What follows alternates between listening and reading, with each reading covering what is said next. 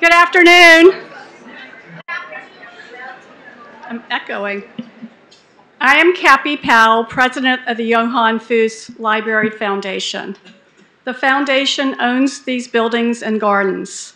Our mission statement is to preserve the buildings and gardens and to provide a literary and cultural center for the residents and visitors of Boca Grande. For 74 years, this library has been at the core of the Boca Grande community. This is the last time we will gather this season, so I would like to take this opportunity to thank a few people who help our board fulfill our mission. This year, for the very first time, the foundation offered a docent-led tour of our building, artifacts, and grounds. Thank you to Alice Pollard and her team of volunteers who have led the tour once a week since this tour started in February. The final one of the 2023-24 season will be next Wednesday afternoon. If you haven't taken the tour yet, I highly recommend that you do. Go to our website or speak to one of us while you're here today. It's really worth your while. At all our library events, like today, Karen Zarcy and her team of volunteers help us greet our guests and sell the author's books. Thanks to you all. Our literary events are our pride and joy. Stephanie Furman, chair of our program committee, and her committee work hard to select a diverse group of authors to present programs. I can think we could all agree that this has been a particularly special year. The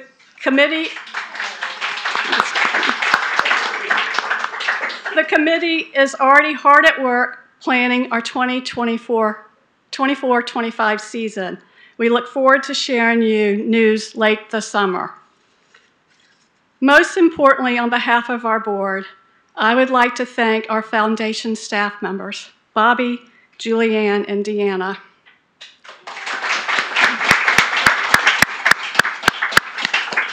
It is because of their attention to detail that this garden and loggia are so beautiful and inviting for our residents and visitors. For our programs, they help line up our speakers, arrange lodging and on-island transportation, make sure the tent is up, the chairs are out, the microphones are on, and the sheriff is here to direct traffic. They are passionate about our mission. As most of us return to our summer homes in the next few weeks, Bobby, Julianne, and Deanna will be here working, doing everything they can to be ready for us when we return in the fall. We are so fortunate to have such a great professional team. A special thank you to all of you who are our donors. None of this could happen without your support. To close out our 2023-24 season, today we will hear from Aaron Hamburger, whose latest book is Hotel Cuba. I know some of you are here today because you've actually been to Cuba. Aaron will be in conversation today with Nan Doyle. Nan is a friend of the library, an author herself. She is no stranger to the loggia. In 2017, she spoke about her book, Dig Where You Are, which tells the story of 7 ordinary people who solved some of the biggest challenges facing our society today. She is the founder of Casper Press, an independent publisher of fiction and nonfiction books. A graduate of Smith College and the Wharton School, she had a 25-year career in business and international business, living in Northern America, Europe, and Asia.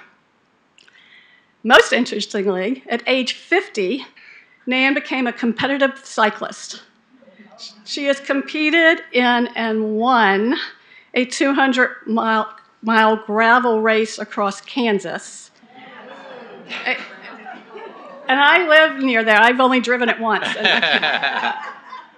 A 20-mile race from Utah to Wyoming, and at age 57, she'll have to tell us how old she is now, she raced the Leadville Trail, a 100-mile mountain biking race, all up above 10,000 feet. Oh my God.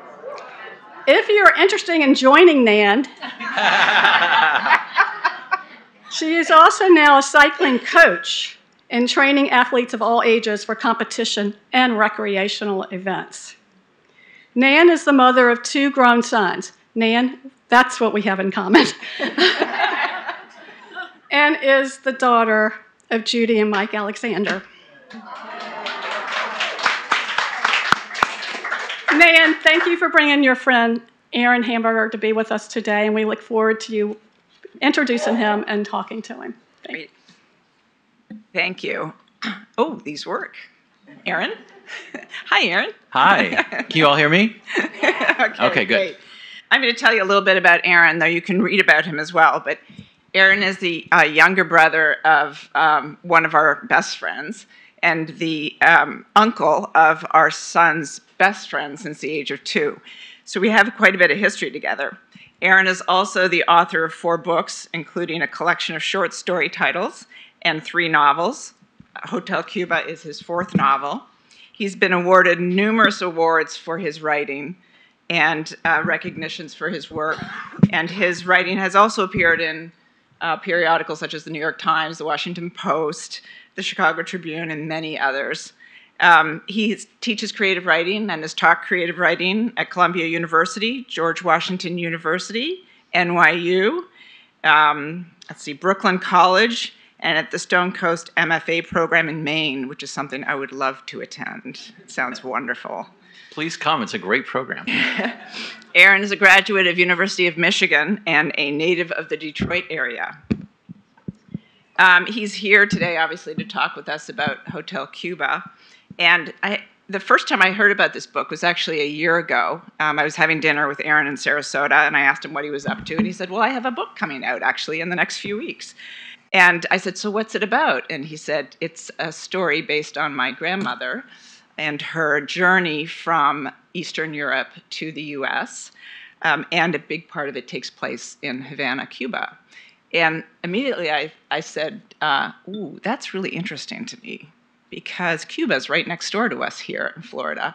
And I thought, I don't really know much about Cuba except what I've heard about Cuba following in the Castro years and more modern history of Cuba.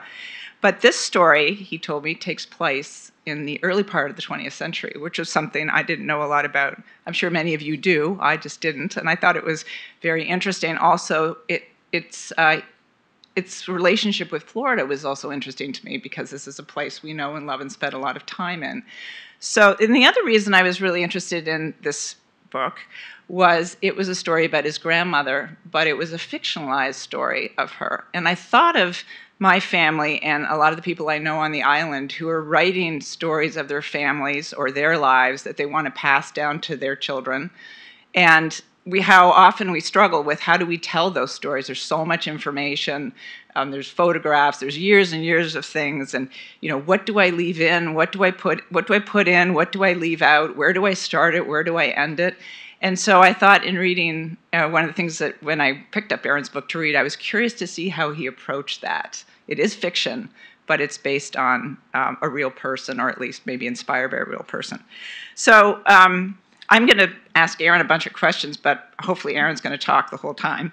And but the first thing I wanted to ask him, and I've warned him I'm going to ask him this, but is, can you tell us what inspired you to write this book? How did it all begin? What was the genesis of it? Sure. And also I just wanted to say thank you so much to the Library Foundation for hosting today. Thank you to all of you for coming. This is an amazing crowd.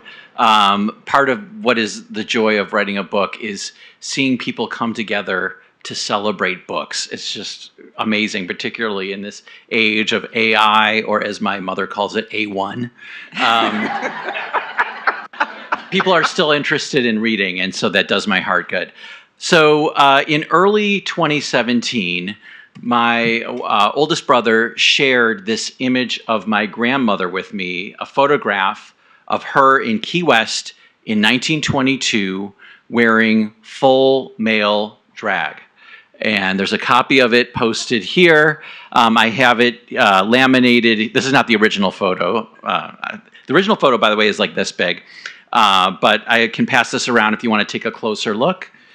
She is wearing a man's tie, a man's shirt, a man's pants, and holding what we have decided is probably a cane. It could be an umbrella. And this image was just so discordant to me because I knew my grandmother as sort of a typical Yiddish bubby. who would sing me lullabies in her thick Yiddish accent. She was famous for her rock cookies, which were yummy out of the oven, but hard as rocks 1 hour later. You could break your teeth on those things. So she was this very traditional woman, always dressed in a skirt and a blouse. I never saw her wearing anything like this. And this image was just so curious to me. And also the expression on her face. It's part wary, part haunted, part curious, part anxious. I just wanted to get to know this woman better. Around this same time, there was a big writers' convention that took place in Washington, D.C. And a group of writers were worried about the way our country was going, and they said, let's get a group together, and we're going to knock on the door of every senator of the United States, and we're going to relay our concerns. And nobody took the state of Michigan, which is where I grew up. I live in Washington, D.C. now, but I had grown up in Detroit. I said, I'll do Michigan. So I went to visit Senator Debbie Stabenow, and I brought a copy of this picture with me. And I want you to picture all of these professional lobbyists and their expensive suits and their print folders, and then me, the dopey writer, with a picture of his grandmother. So I'm waiting in line, and it's my turn, and I met the senator, and I explained who I was, and I was with this group of writers, and I said, I'm really concerned about what's happening with immigration and immigrants today. My grandmother is an immigrant. Let me tell you a little bit about her story. And I said, I hope you'll support the rights of immigrants today in her honor. And the senator said to me, oh, I agree with you 100%. And I thought, that's the easiest lobbying job that I have ever heard of. So I said, well, what can I do to support you? And she said, you're a writer. Tell your grandmother's story. Uh-huh. And so that's how I started. Mm-hmm. I followed directions. I'm like an A student, you know, like I get this homework assignment, I got to do it. All right. So then what did you do next? So, well, first, I've written, 3 other books at that point. None of them were historical, but they were all intimately involved with questions of culture, nationality, identity. One took place in Prague, one was in Jerusalem, one was in Detroit in the 90s. And my previous book was set in Detroit in the 90s, and I did as much research for that book as I did for this one that was set in Havana in the 20s. But I happened to go to a reading by a local historical novelist in D.C. named Dolan Perkins Valdez, who's written some really wonderful historical fiction, including the novels Wench and Take My Hand. And she said, when I write a book, I write a draft of the story to figure out what I need to figure out. And that really helped me because then I didn't have to research like every single thing that happened in 1922.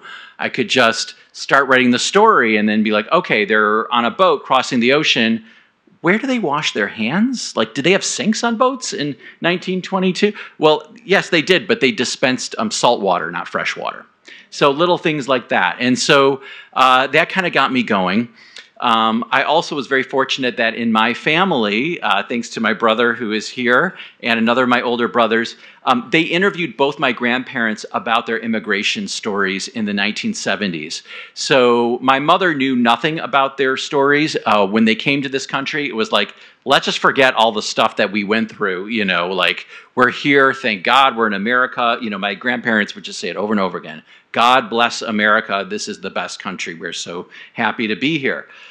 So when my brother sat them down to interview them, first of all, they were like, why would you want to know any of this? Who would be interested in this? And we have nothing to say. 7 hours later, we have these cassettes.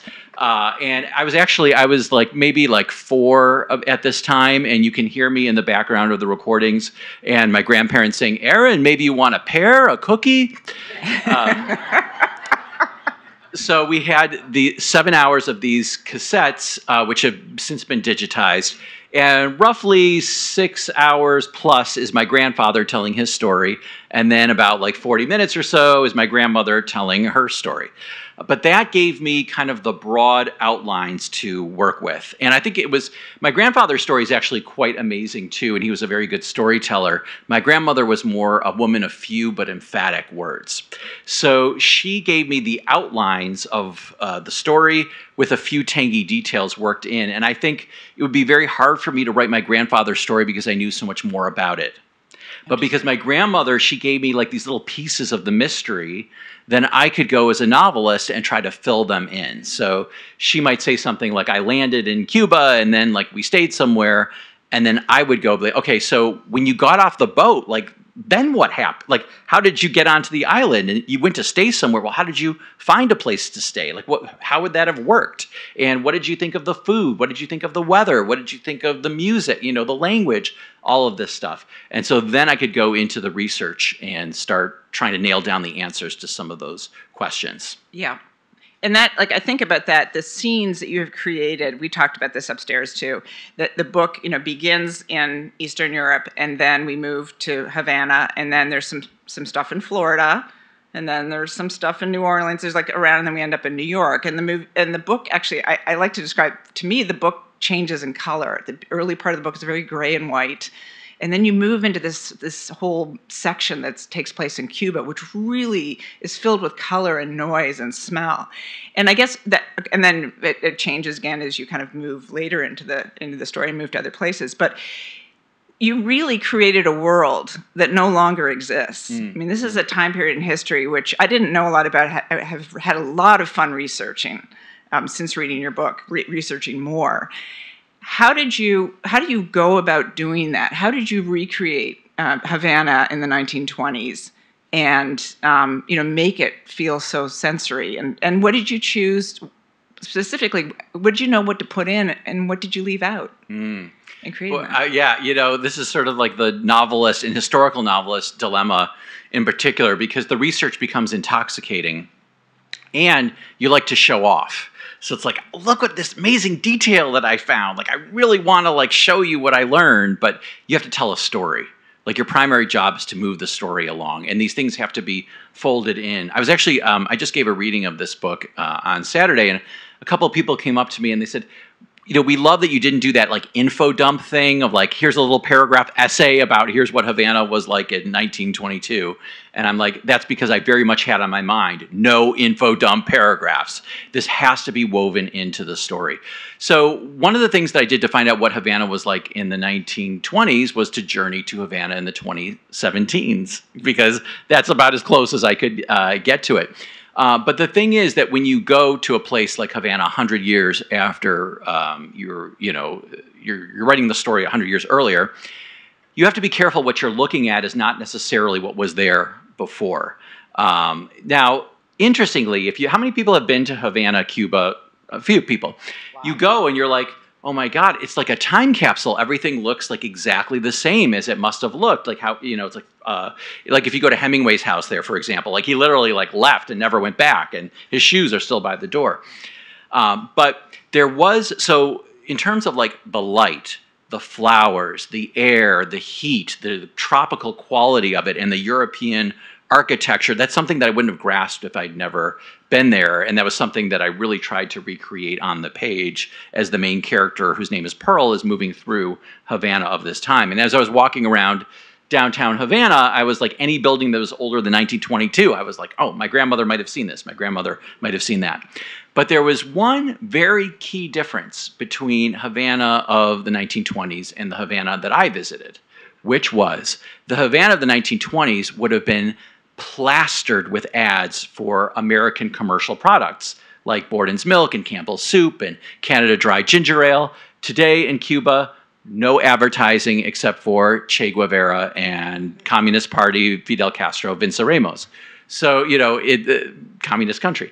So you have to be careful. What you're looking at is not necessarily what somebody might have seen at the time. And of course, vintage photographs, and also just reading historical books about the time and what people were looking at really was a big help in that regard. I interviewed historians, so I read tons and tons of books, looked at the bibliographies, looked up those books, and then I contacted the authors. And one of the wonderful things about academic writers is that they don't have huge, wide readerships of their books. So when somebody contacts them and said, oh, this arcane thing that you have studied, somebody else is interested in it too. Can I talk to you about it? They're like, sure. So that was incredibly helpful to me, to actually ask them pointed questions and say, okay, this is what happened to my grandmother. Why do you think this happened? Or how do you account for this? Or, like, for example, one of the things that happened to my grandmother was she got, so the reason, can I just tell a little bit about this? Yeah, whatever, yeah. So why did she go to Cuba in the first place? It wasn't that she was like a Cubophile or something like that. So she came from this like very rural shtetl in what is today Belarus. And in a few short years, that village was rocked by the Russian Revolution, World War I, famine. There was actual cannibalism going on in the Russian countryside, anti-Semitic violence, all these, like she had to get away. And so she and her sister decided they wanted to go to New York because they had a sister who had already gotten there.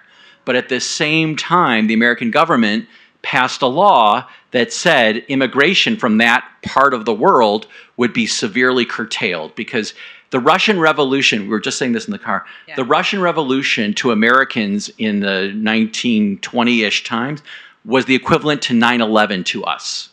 It was shocking, it was scary, and they were afraid if mighty Russia could turn communist, America could turn communist too, and we've got to like keep any possible communist agents out of here by any means necessary. But this law had a weird carve-out, which was if you could establish residency in countries like Argentina or Mexico or Cuba, for 1 year you would not be subject to the quotas, and then you could get in the United States, no problem.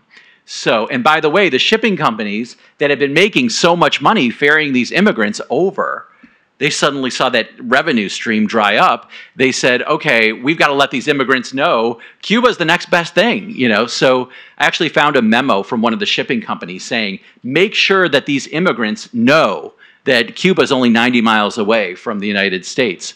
And then I hear my grandmother on the recording saying, yeah, we heard we could go to Cuba. And I'm like, yeah, the reason you heard is because the shipping companies made sure that you were going to hear this. So she and her sister went to Cuba, but then they got impatient. They wanted to go to them. They didn't want to wait a year. So particularly because my grandmother's sister had a boyfriend who was already in the United States.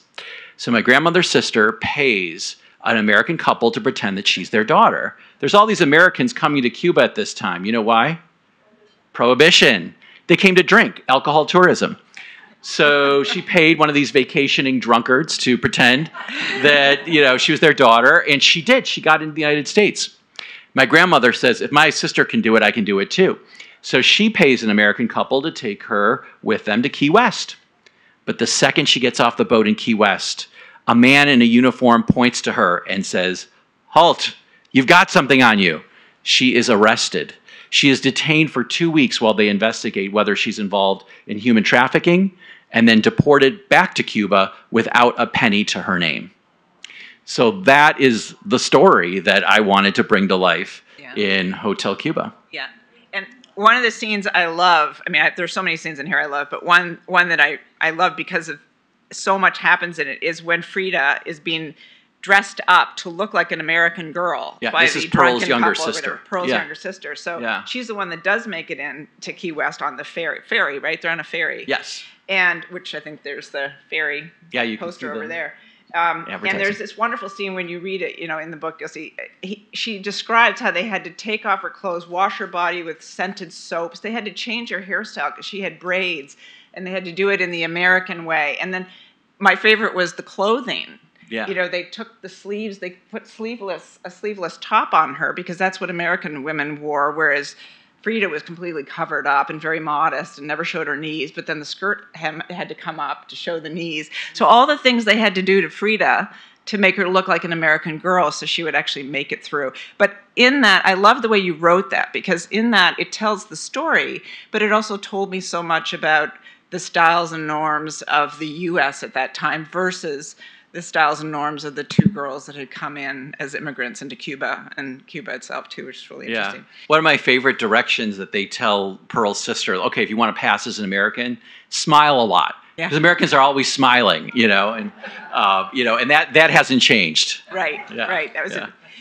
So, and let's talk a little bit about characters. There was, well, I'm going to ask you two questions, but the first one is there's a rabbi in this book who plays a pretty important role in getting Pearl to the U.S. ultimately, Rabbi Singer.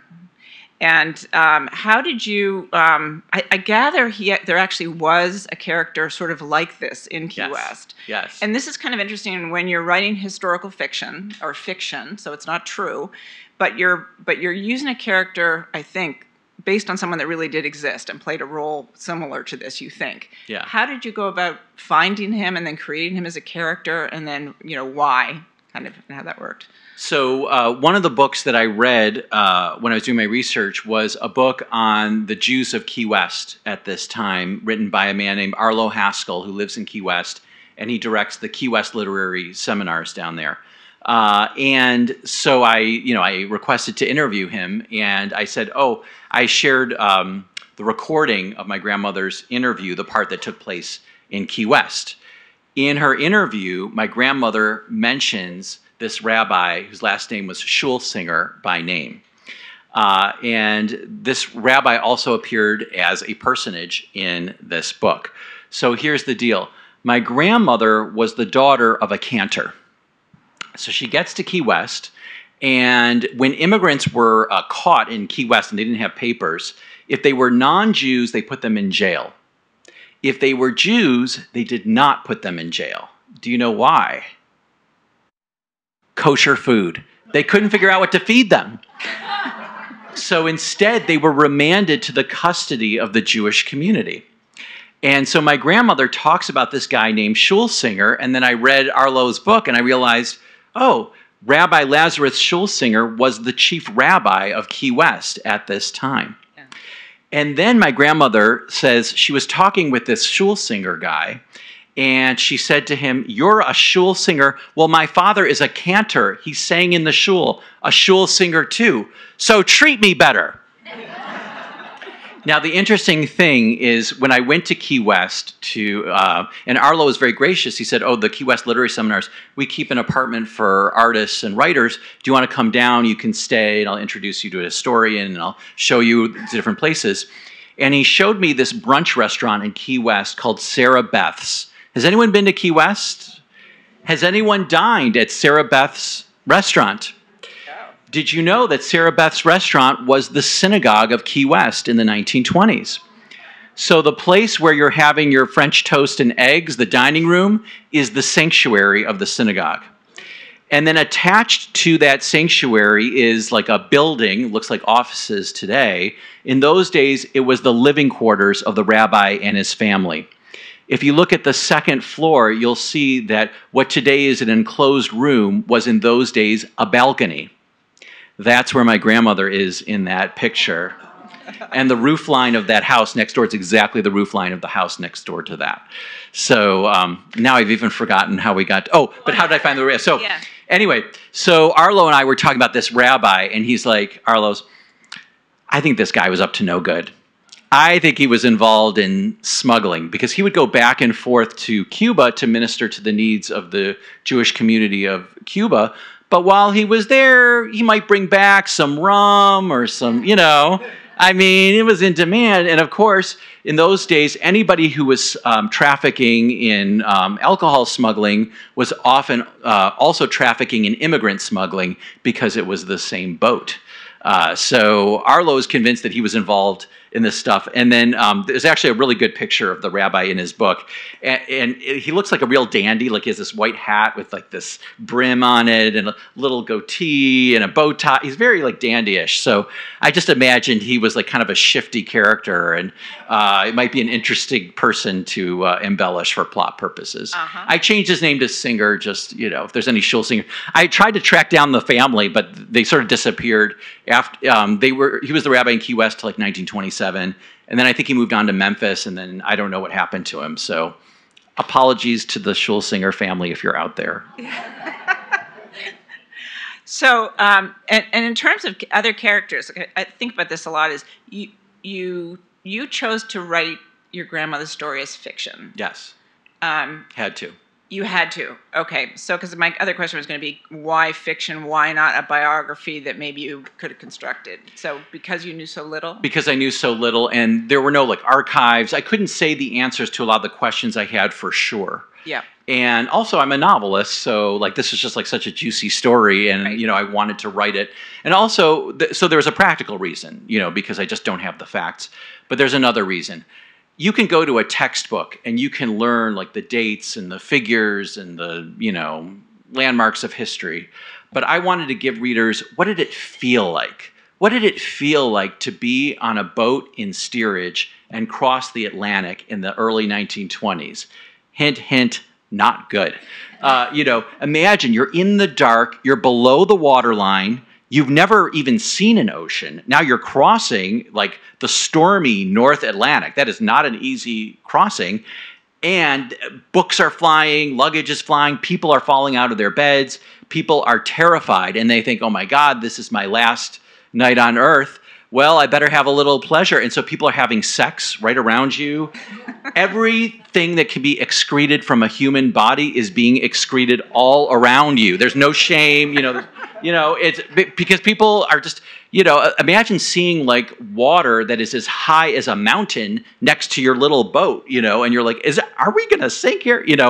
I mean, and then the feeling of arriving in Havana, coming from this landlocked, wintry, shtetl where, you've never been anywhere, you've never seen anything. You didn't even know Cuba was a country. And then suddenly you're in this whole new place where they don't speak the language, where everything is so different. I really wanted to capture like what that felt like to somebody and plunge you into experience. And I think that's what fiction can really do that like a newspaper report or a textbook can't do. Yeah. And later in the book, we do meet some family members. How much did you draw on the family members or family ones you knew to actually create those characters at the end? Yeah. So I actually interviewed a lot of different people in my family to try to get like different, like a prismatic portrait of the people who inspired this. And because some of them I had never met, I happened to be a younger member of the family. So a lot of people, they either died or they were disconnected from the family by the time that, I was writing this book. So definitely there's like shades of some of who they were, but then a lot of it I had to invent because I simply just didn't know them. But that's the novelist license, and that's what makes it a better story. I had a literary agent who said to me, Aaron, you should write a Jewish Jane Austen novel. And I thought, boy, that would be such a good idea. I wish I could do it. And then that's kind of what I did in Hotel Cuba. Because it's the story of two sisters. I was very much inspired by Sense and Sensibility by Jane Austen. Yeah. Two sisters, one who's more practical and takes care of things, and the other one who's more flighty and romantic and poetic. And the amazing thing is that I didn't know my grandmother's sister, but just the other day, her grandson called me. He had read the book, and he said, I tried to get my grandmother to tell me about what it was like in Cuba, and she wouldn't tell me a word. She wouldn't tell me anything. So he's like, thank you for doing the research and writing this book. It gave me some idea. And he said, I just wanted you to know, I knew my grandmother very late in life, and she was living in Florida. She had a Cuban gardener, and I overheard her speaking in fluent Spanish to this gardener. In the book, she's fluent in Spanish, and her sister has problems with language. That was something I invented that I just... it turned out to be true. And I talked to her son, actually, who told a similar story. Her son took her to a Cuban restaurant in Florida when she was in her 80s. And she, again, spoke to the waiter in fluent Spanish and then turned to her son and said, Havana was the most beautiful city in the world. And it's just sometimes it's uncanny. You start inventing and then you happen to tap into things that turned out to be true. Which kind of leads to my last question, and then I was going to open it up for others. But I wondered, because I think this happens whenever we go on a journey and write a book, what surprised you? What did you not expect to happen? And when you started out with an intention, how did it change? And maybe they're related, those two. Oh my gosh. Do we have all day? I mean, it was like, there were so many things that surprised me. One of the big things that surprised me was I was doing research. I was really trying to like trace the journey that my grandmother took and just solve mysteries that would come up as like washing the hands, I was surprised how often that LGBTQ content kept coming up. So there's like an openly gay man nicknamed, I think, the Queen of England in the book. It's based on a real person who was like in Havana. He was an openly gay man who was called the Queen of Italy in real life. And he had the meanest left hook in town.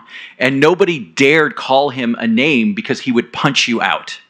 Or there was a bar that was run by a transgendered woman, you know, and she's a real kind of like tough person. It just kept coming up like all the time. And then of course there was this image of my grandmother in drag. And that wasn't something that I was looking for, but it kept kind of coming up. So that surprised me. Another thing that surprised me is we think of the coming to America story as like, you know, oh, they get here and then they're in the promised land. My grandmother said, when I got to New York and I saw how my sisters were living, I wanted to go back to Russia with like the cannibals. Like, you know, it was tough conditions. And it was, people would live in New York City in these tenements and they would rent a couch in a kitchen from another poor person.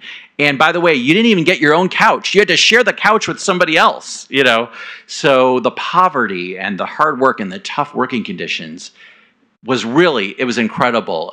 When I was working on this book with my writing group, somebody said, the profound everyday courage of our immigrant ancestors just really impressed her. And that's something, you know, that continues to impress me. And I think it's just so beautiful. And so I'm glad that there's this record of it in a fictional form for people to experience.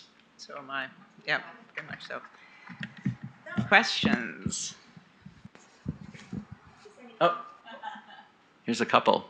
Okay. I love this audience because usually there's this like right hesitation, but people are ready to jump in. So that's great.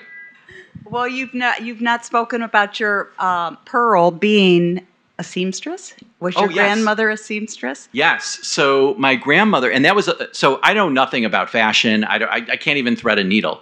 And my grandmother was a skilled seamstress. So when she got to Havana, one of the things that really helped her was that she was a skilled seamstress back in her village, and she found a job in a hat workshop. And so she was making ladies' hats. And then eventually, you know, spoiler alert, I mean, I'm here. I guess you figured it out. She made it to America. She ended up getting a job. It was interesting. Like her family was like, we don't want you to work in a sweatshop. So she got a job for a dressmaker who made dresses for like ritzy, exclusive ladies, you know. And she was working at this job. And then after about a week or two, she said to her boss, you like my work? You got to pay me for it. And she went on strike. And she said, I'm not going to continue here unless you pay me more. And her boss really liked her work. And so she did. She gave her a raise. She said, I need money to send my family back home and, you know, take care of my family here. And then eventually when my grandmother ended up, you know, leaving the job to get married, in the book, her boss in New York calls her to make sure everything is okay in her new home of Detroit, Michigan. In real life, her boss traveled to Detroit, Michigan to make sure that she was okay. So she was clearly someone who was valued. But my grandmother made clothes for the family. My cousin, Marcia, has one of the dresses, this beautiful little peasant dress that my grandmother made for her, preserved under glass. I knew my grandmother in her 80s and 90s, and she still had a Singer sewing machine in her house. And when my mother would go visit her, she always brought like Vogue magazine or fashion magazines because she wanted to keep up on what women were wearing. You know, she was in her 90s. She wasn't going to wear a miniskirt or anything, but you know, she wanted to see like what people were wearing. But it was very interesting to research the fashions of the 1920s. One thing I wanted to figure out, like how characteristic or uncharacteristic was this outfit that she was wearing.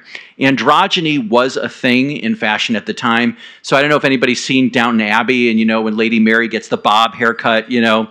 Also, it would be fabrics in flowing lines, not emphasizing the curves of the body, and then muted colors. So if you wanted to be really cool in the 20s, you were wearing mustard yellows, dusty pinks, pistachio greens.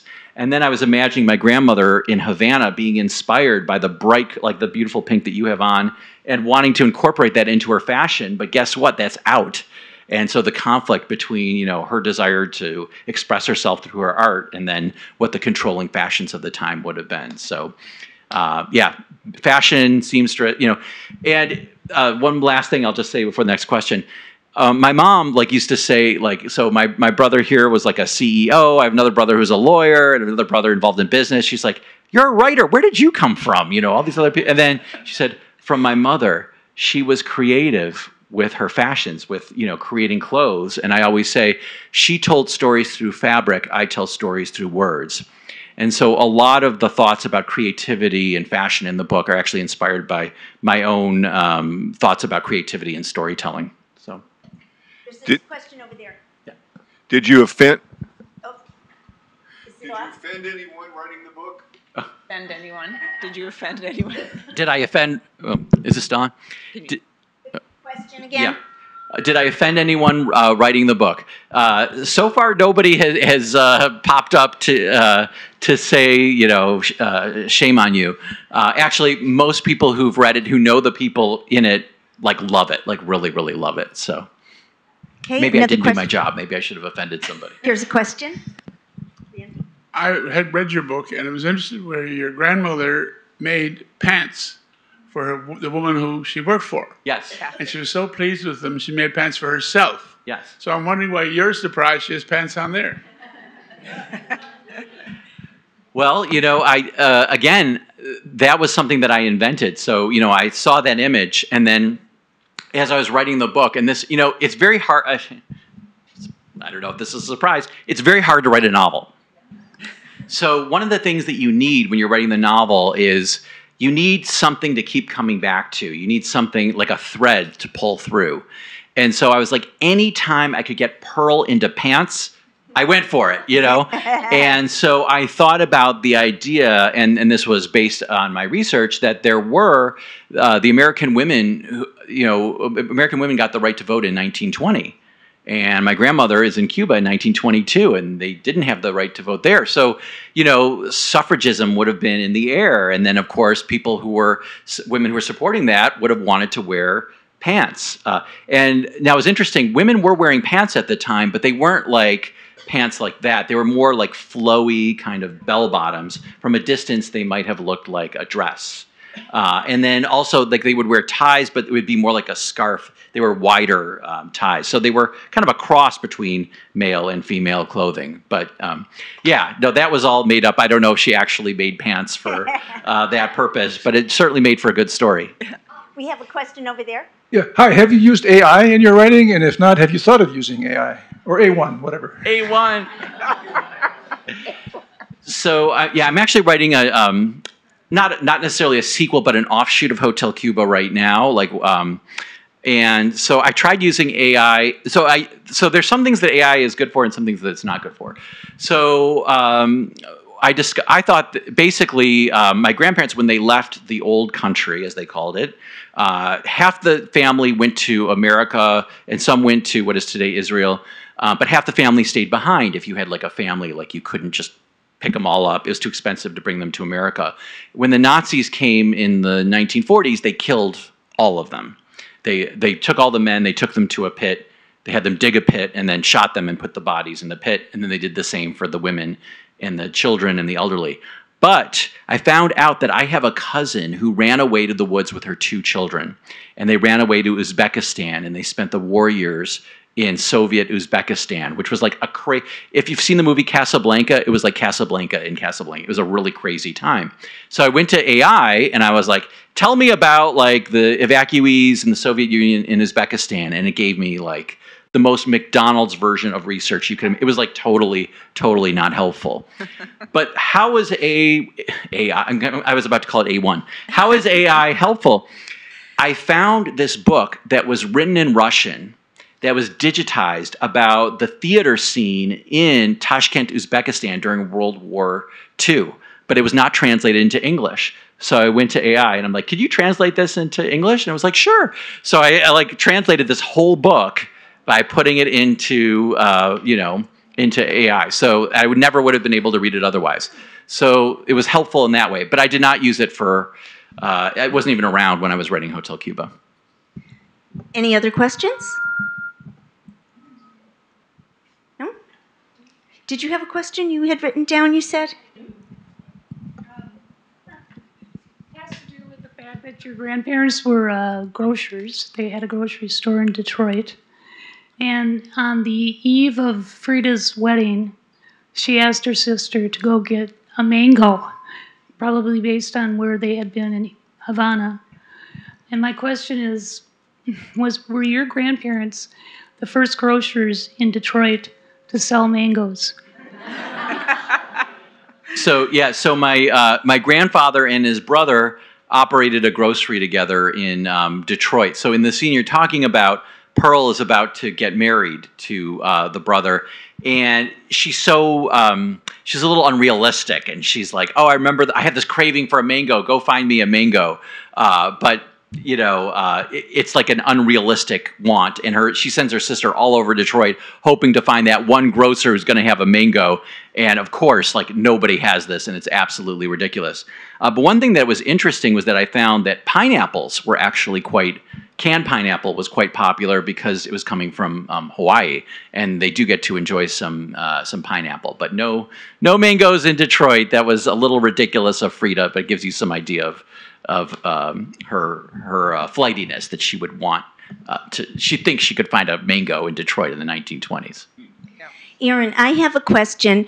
Yes. The title is fantastic, and the cover of the book also.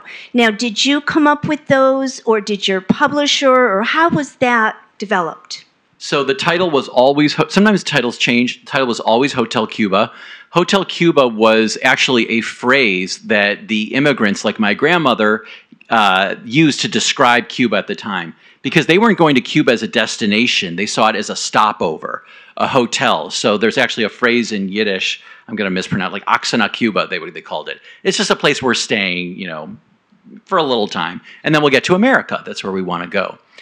But as I was writing the book, one of the things that occurred to me was that the woman that I knew as my grandmother, and the one I was listening to in the recordings, was not the woman who stepped off the boat in Havana all those years ago. And through the experiences that she had, she was changed and she was marked by them. So it was not just a hotel. So the title is a little ironic. Like, it's not really a hotel, even though she imagined that it was. The cover was designed by a guy in Brazil. This is the first cover that he ever did for a major American publisher. And he was so excited when he got the commission. And, it's weird. Writers and cover designers almost never talk to each other. The publisher kind of keeps them apart. And there's that crazy moment when you open your email and the PDF is like loading and you're like, what? Because you're like, oh, this is somebody's impression of my book and this is how they're rendering it. And I saw it and I immediately loved it. But there was one change there are two changes. One was the lettering of my name. I have a friend who's a cover designer, and she said that it should be like this instead of the way that it was. But also, there were no people in the original image of the cover. And then I thought, it'd be nice to have a picture of one woman alone, like the main character of my book. Yeah. And I said, could you maybe put her like in a raspberry-colored dress? Because there's a scene where she's wearing a raspberry-colored dress. And he put it in there for me. So I thought that was pretty amazing. That's great. Does anyone else have any questions? I have one. Yes, Nian. I don't know if I'm still on. Okay. So question for you, Aaron, that I would love to know the answer to, and I think anybody that's maybe writing family history or is thinking about maybe fictionalizing it or writing it, is where do you start it and where do you end it? Because we're talking about a lifetime of someone, but you made a conscious choice to begin and end it where you did, and why? So originally, my book went all the way up to the Cuban Missile Crisis, and it took the family forward into the very far future, and nobody liked it. It was just like too much ground. I think you have to think about how much ground can you realistically cover in a satisfying way, particularly if it's a novel. Yeah. So I always recommend, like, I think the impulse is like start from birth and go to death. And I kind of think that's not a great idea because it kind of loses energy. And so what I did was, what was like a seminal, important experience that my grandmother had? What was the beginning, middle, and end of that? And then try to encapsulate as much of her life before that as I could, and then perhaps hint at what might come later, through the telling of the story, but maybe not spell it all out. And then in the acknowledgments of the book, you do get a little bit of tidbits about what happened to her after the events of the book close. And then I have one final question, which is, when we set out to write a book, we have a hope about it, I think. Something that we hope will come about because we wrote it. And I'm going to quote you from some interview you gave, and you can tell me if this is not your quote, it's someone else's, but I thought it was very interesting. All writing is political and about change. The simple act of telling a story creates change, because if you're telling it well, you're changing people's perceptions. So my question for you is, what was your hope in telling this story? And was there a hope of something that you were going to change, if anything? Or did you just say that? Well, I am a big anti-prop. So I believe that all bad books have different themes, and all good books have the same theme, which is that life is messy and complicated and nuanced and defies our fragile human impulse to try to contain life and assign it like a little tidy Sunday school sermon or message. And so it's very helpful to a writer to keep that in mind, because then if you find your book is like being too programmatic or too manipulated to like result in like some tidy little message at the end of it, you're steering wrong. So I hope that reading this book, first of all, is just like fun and entertaining, but also that it enlarges people's hearts a little bit by just, this is what it was like for this person to live her life, and thinking about other people who are around today maybe living similar lives, and maybe there's some aspect of that they're living. And just to have a little, there's a phrase in Yiddish, rachmones, pity.